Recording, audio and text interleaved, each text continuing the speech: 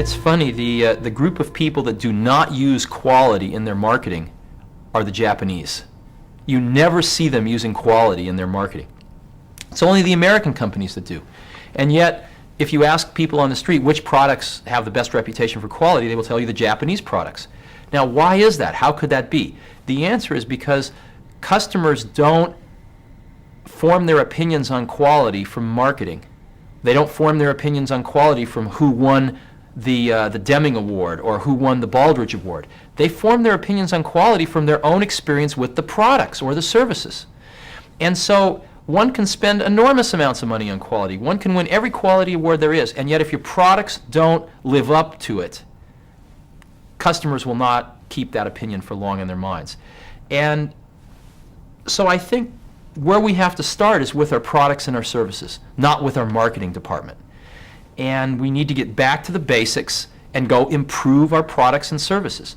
Now again, quality isn't just the product or the service, it's having the right product.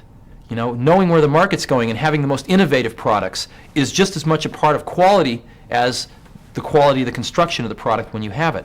And I think what we're seeing is the quality leaders of today have integrated that quality technology well beyond their manufacturing, now going well into their sales and marketing and out as far as they can to touch the customer, and trying to create super efficient processes back from the customer all the way through to the delivery of the end product, so that they can have the most innovative products, understand the customer needs fastest, et cetera, et cetera.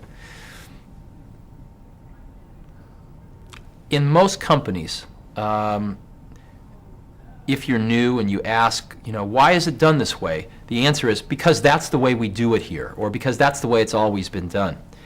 And in my opinion, the largest contribution of much of this quality thinking is to approach these ways of doing things, these processes, scientifically, where there is a theory behind why we do them. There is a description of what we do, and most importantly, there is an opportunity to always question what we do. And this is a radically different approach to business processes than the traditional one, because it's always done this way. And that single shift is everything, in my opinion, because in that shift is a tremendous optimistic point of view about the people that work in a company. It says these people are very smart. They're not pawns. They're very smart. And if given the opportunity to change and improve, they will. They will improve the processes if there's a mechanism for it. And that optimistic humanism I find very appealing. And I think we have countless examples that it works. I think most people that are able to make a sustained contribution over time rather than just a peak are very internally driven. You have to be, because in the ebb and tide of people's opinions and of fads, there are going to be times when you are criticized, and criticism is very difficult. And so when you're criticized, you learn to pull back a little and listen to your own drummer.